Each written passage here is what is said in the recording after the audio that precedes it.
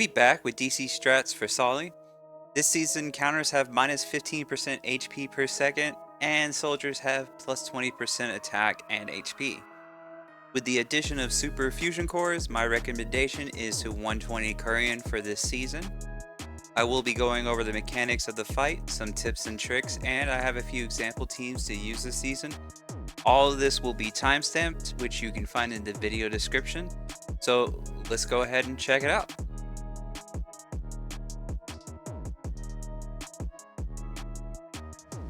For the special conditions, basically you can't have 2 or more towers on the field. If you do, the boss gets 100% attack until one of the towers go away. Normally, we never have more than one tower anyway, so this mod doesn't actually affect us too much. For the pattern enhanced, basically, normally when the boss gets to, a minute and 3 seconds on the clock, it sits there and goes into the focus your ship. But now it does it at 2:03 instead. Additionally, it adds a 45% phase change if you haven't already pushed past that before 2:03. Alright, so to start off with, this boss is a siege. So that means only towers can stop it. Basically making Gabriel core tank for this boss. As you can see, the boss will actually stop and just stand in front of her. Now if you put anything else in front of her, as you see here with Chifu, all she does is just walk past her, stopping only to just hit her a couple of times and then moving forward.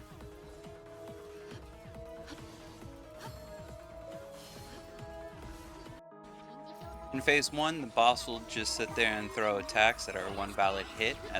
It stops at the...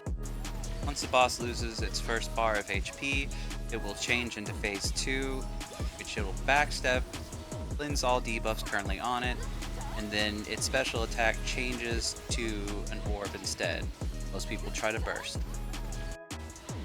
Like with the phase 2 transition, once the boss loses the second bar of HP, it'll transition to phase 3. If you have not done the backstep cancel, the boss's special changes into mines and orbs now. And also it cleanses all debuffs off of her as well during the phase transition. Solly will sit there and use her special, which will deploy a mine. Most units won't be able to survive it, and a single shield won't save you. It's 2 hits. So you either need to have 2 shields or a counter and a shield in order to deflect it, save your units.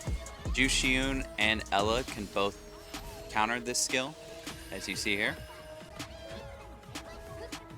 You can also kite the mines using strikers or high movement units like Chifu, and then Razengriff can also sit there and place a shield down and then sit there and protect your team by moving the mine in the back. The goal of phase 2 is to burst her bar down and then have Jushiun counter at the same time she's doing her backstep, and that'll cancel it. If not, you'll see here, she'll backstep, then cleanse all the debuffs that she has on her, not standing still and letting you beat her up, and instead throwing a whole bunch of random stuff at you and just killing your entire team. At 103, she'll get bored with your team and then just start going towards your ship, constantly throwing out a bunch of AoE and killing it, basically everything on the map. And at this point, even a tower won't stop her. She'll just sit there and ignore it, continuing forward.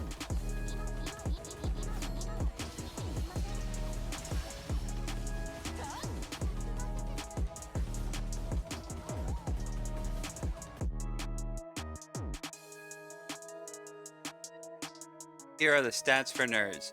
This boss on Expert has 5.2 million HP, 4.2k defense, and 1.2k hit, with 0 evasion. What all this means is that your units will need at least 648 or more evasion in order to dodge, and everything gets to Surefire for free. Something to keep in mind, the boss sits there and cleanses all its debuffs when it uses its special, so try not to have that happen.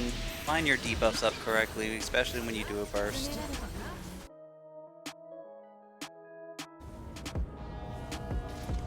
We're going to start off by deploying Kurian here. This is pretty much his max range so that he can start attacking the boss. He'll be safe from the first mine, and then we deploy Titan, who's actually pretty amazing here because he death breaks the boss almost on perfect timing right after all of her mines. Now deploy Spencer in the back so that she can sit here and iframe later on when she uses her special on an attack that will normally kill her. After these mines here, I deploy Wardens and Lonely and try to get Dorothy out as soon as possible with our S2, so this timing on this special just absolutely smacks this boss. Now, right here, she's going to deploy this orb. This orb does, you know, tickles our team, but that last hit will kill them, so we use the counter in order to sit there and deal with that. After that, since the mines spawn, we're going to use Kurian's ulti to iframe that and protect us. And for whatever reason, Titan is still able to debuff this boss after the 203 transition, and that's a 35% debuff. So we're going to take that, and since our Spencer had our special set up, we're just going to go ahead and deploy that, and then Soyun right after so that we can get a little bit of extra damage.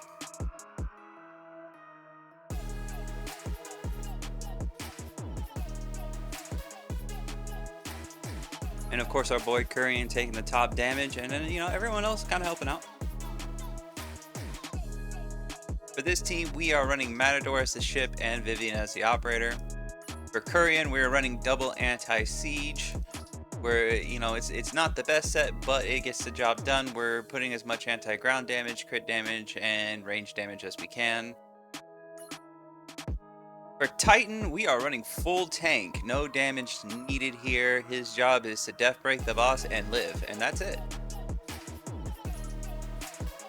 For Lonely, we are going with tanky CDR. Tank's not necessarily needed because of her health gates will keep her alive, but it does help if you can fit any on her. Same for Spencer. She doesn't have health gates, but she has anti-CO damage res, so it's really easy to cap out on the res for her. So you want to put as much skill haste as you can, and then, you know, a little bit of res. You only need 74% total. Wardens, we're just going balls to the wall with damage as much as we can fit, so we're going with double attack.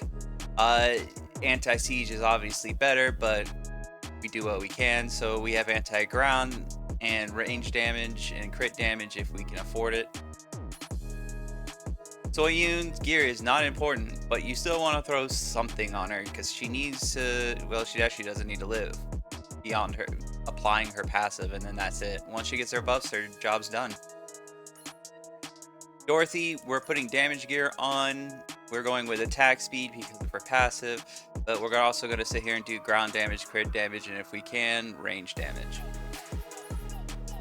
And then Ella, I put on tank gear, but honestly, she probably doesn't need tank gear. You could probably actually put damage gear on her just to fit in a little bit of damage in the 7 seconds she's alive.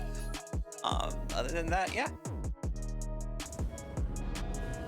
So we're deploying Kurian in front of our ship for his passive, which gives him extra range, which puts him, you know, in a safe distance in order to attack the boss. And then we play Sigma because, well, Sigma has a tower and it actually stops the boss for a little bit. After that, we're going to get our Spencer out onto the field so that we can start getting that anti-counter buff against this boss. And then now we wait. We wait for about, I don't know, about 20 more seconds-ish, maybe 15 seconds.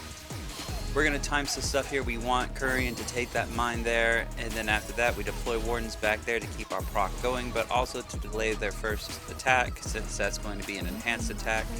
We deploy Lonely here so that she dodges the mines and applies a debuff right after the boss uses its stuff, and then after that we deploy Dorothy S2 into our ulti to try and burst the boss down. Luckily, we have a nice space here that the little orb doesn't actually mess with Kurian anymore. And we can sit here and toss Alice out here. I did wait to deploy Alice a bit so that I'd have, you know, a comfortable amount of room in order to sit here and play my Lucretia so that we can still give Alice immortality and keep her alive so she doesn't die right off the bat.